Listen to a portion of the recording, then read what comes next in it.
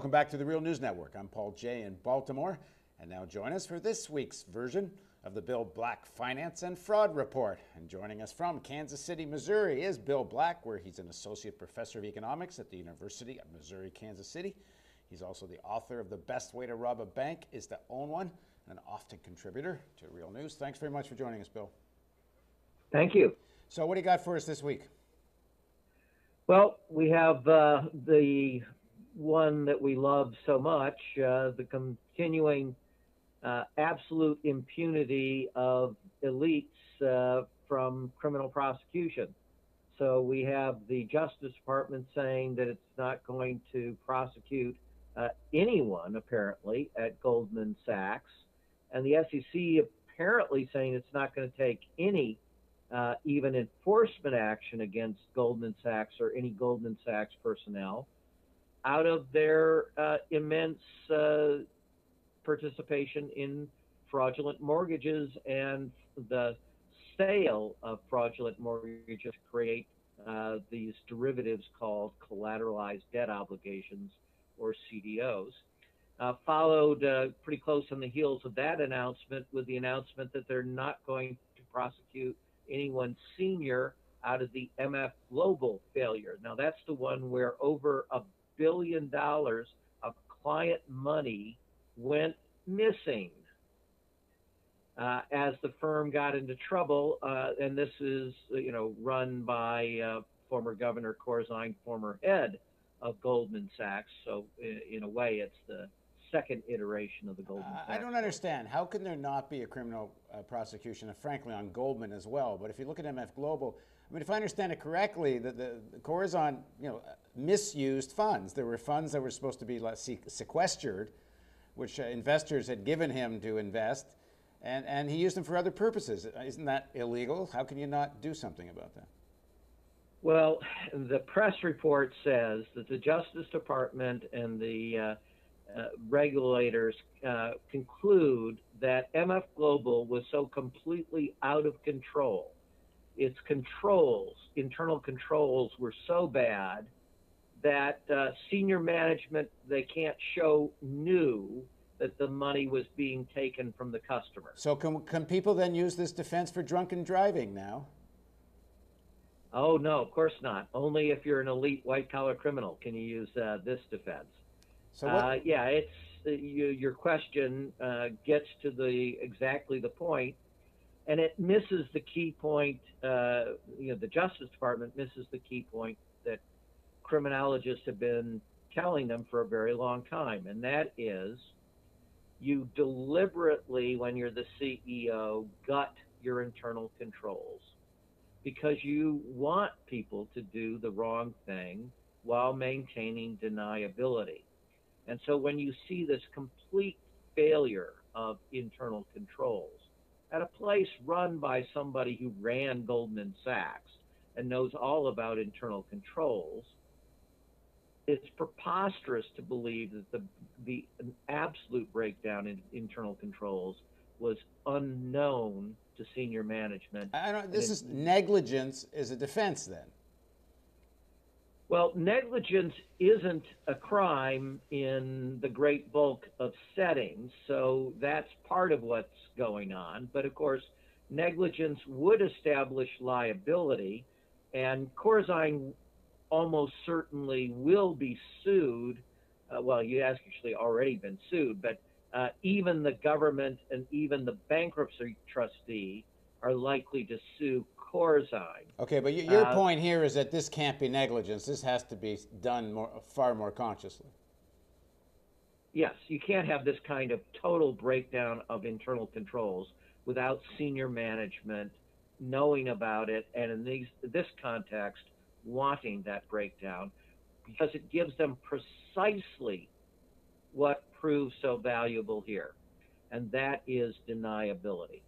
What? It's the Sergeant Clink, I know nothing, defense, and the Justice Department fell for it hook, line, and sinker. In the case of Goldman Sachs, it's actually even worse because we have the complaints by the Federal Housing Finance Administration. That's the regulator of Fannie and Freddie.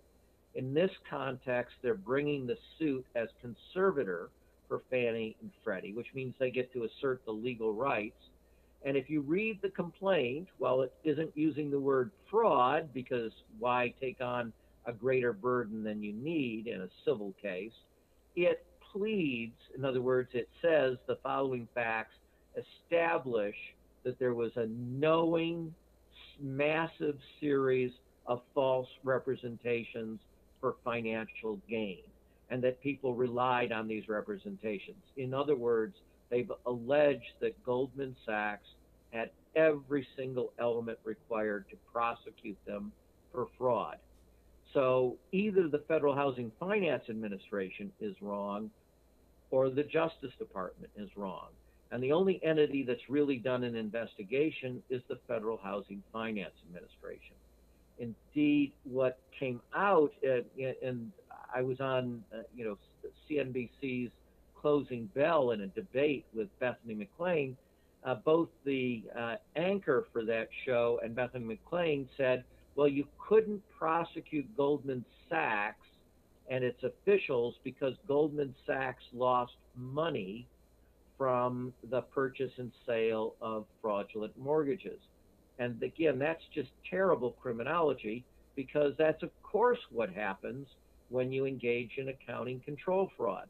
Again, the four-part recipe for that kind of fraud is make or purchase really crappy loans at a premium yield while growing enormously, using extreme leverage, that means debt, and setting aside virtually no loss reserves.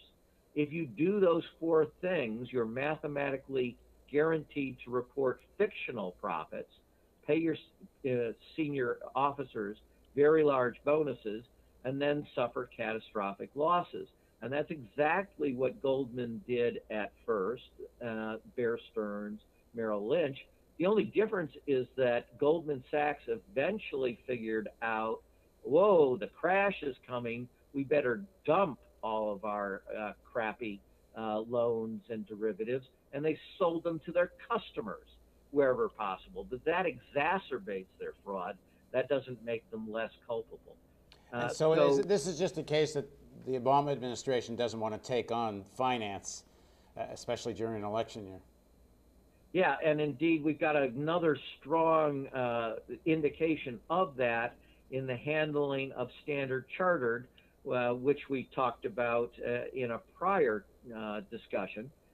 This is the one that is alleged by the New York state banking regulators to have engaged in a whole series of illegal money laundering transactions, in particular with Iran.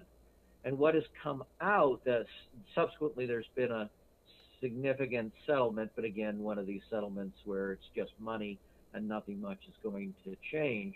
But there was incredible outrage at the state of New York banking regulator. And this, in particular, the outrage was, what if you had caused, quote unquote, the failure of Standard Chartered by making public its fraud?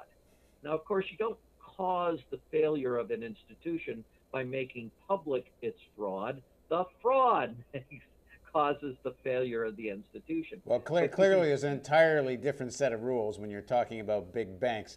All right, what else you got for this week? You were looking at something, I saw you wrote something about Romney's comments on Obama trying to be European. Yeah, Romney has a whole theme based on Obama's terrible because he follows European policies, but it's actually Romney and now Ryan who are the strong supporters of not just European policies, but European policies that are being used and have failed catastrophically, and they want us to, in the United States, to follow the same strategy. So a few examples of those. One is austerity, and this has been Berlin's demand that the European Union use it, and just this week, the evidence came out that overall, the entire Eurozone has been, as an aggregate, pushed back into recession. Now, this is a completely gratuitous recession, didn't have to happen at all. It's not a question of regulatory failure and fraud like the first one. This one is incredibly stupid economic policies that, instead of being countercyclical, in other words, countering, reducing the severity of the business cycle, these are pro-cyclical, which means they make the recession worse. And that's exactly what Berlin has insisted upon. It has pushed not only the Eurozone back into recession, but several nations of the periphery of Europe into Great Depression levels of unemployment over 25%. And as we're filming this today, the news has just broken of the latest statistics from Spain showing just devastation throughout their financial sector. They already have youth unemployment. So this is up to age 25 of roughly 50%. If you have two kids in Spain, one of them is highly likely to be unemployed as a statistical matter. And that, of course, means that when the kids get their college degrees, they often leave Spain and emigrate. Right. Now, when Romney, as you say, is in fact advocating the policies of right-wing governments in Europe, and the consequences are rather obvious: mass unemployment, deeper recession, and then he picks Paul Ryan as vice president, which is almost to go another step further than the Europeans are going. So what do you make of this choice?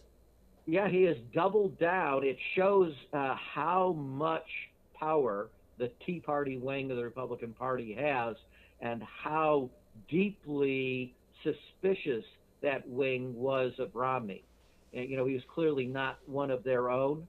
And so this is designed to buy off that wing of the party and try to get them enthusiastic and showing up. But brings with it the worst possible policies for a nation that is trying to recover from a Great Recession. And it's not just that. Romney also, his key economic advisors have explicitly said that we have to win a competition in laxity with the City of London, the major financial center in Europe, on financial regulation.